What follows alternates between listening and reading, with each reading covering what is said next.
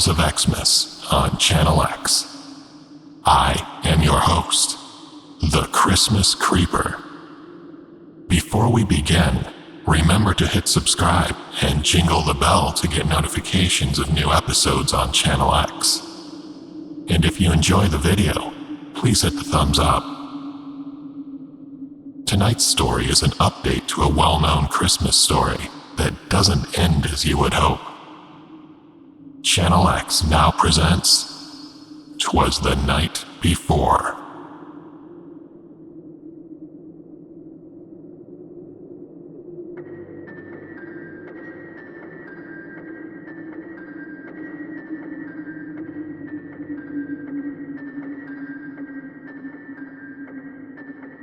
Twas the night before Christmas, and all through the house, not a creature was stirring, not even a mouse.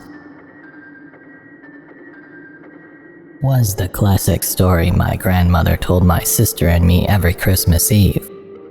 My mother prepping dinner as my father tucked more presents under the tree. My grandfather asleep in his chair in front of our flat-screen TV. Every Christmas all together as a big, happy family. As it grew late, and we made cookies for Santa with a tall glass of milk, my sister and I played games, which she always would bilk. The tree was lit with a sparkly gold star on top. Christmas lights bright outside, but tired we were not. Time for bed so Santa can come, our mother had said. Excited for presents, my sister and I scurried to bed. Our grandmother tucked us in and kissed our heads, bidding us good night as we drifted off to Yuletide dreams. As I dreamt of reindeer and Christmas, in the dream I heard screams. I awoke to a silent dark room buried in night. No sounds from within, not even the illumination from the outside light. It was too quiet, no lights, no sound, no Santa Claus chatter. I arose from my bed to see what was the matter.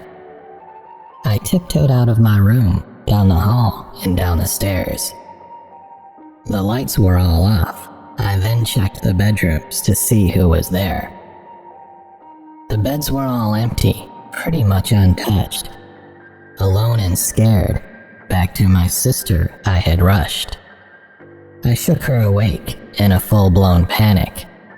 She shot up an alarm from a sister acting manic. Mom, Dad, Grandma and Grandpa are gone, I cried in a whisper. There was silence in my response, then the words, "Go back to bed," came from my sister. I begged her to wake up so I could show her they were gone. She got back up and let out a big yawn. Fine, she pouted, then fumbled around to find me in the dark. Then the search for our family, we did embark. We reached the hallway, and mysteriously the lights were fully lit. I did not understand this, not one little bit. I showed my sister the beds, completely empty and still made.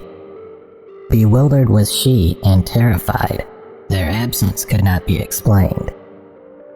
We hurried down the stairs where our tree was brightly glowing, our fear for our missing family quickly growing.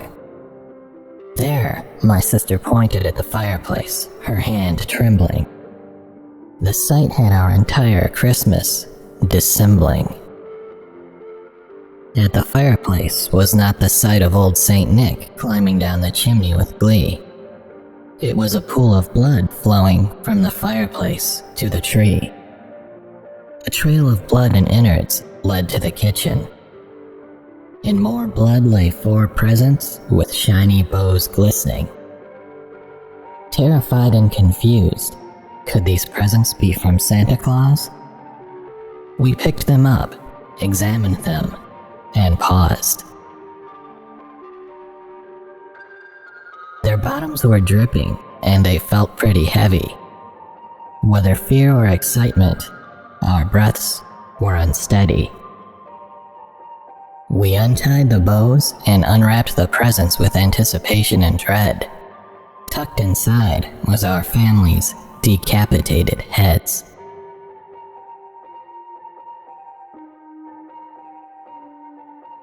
Their faces still frozen in their final screams and terror.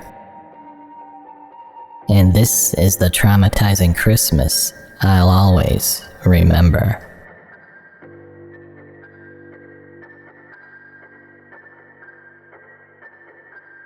This is why I'm always the pessimistic Scrooge. Because of this Christmas that was full of gloom. They never found who did this, an unnamed killer. But I dubbed them the Christmas Ripper. So every Christmas Eve, lock your doors and windows real tight. Keep your weapons close to you that night. It is not Krampus that you should fear, and don't get carried away with all that holiday cheer. For in the dark shadows created by Christmas lights, something or someone lurks for blood on that joyful night.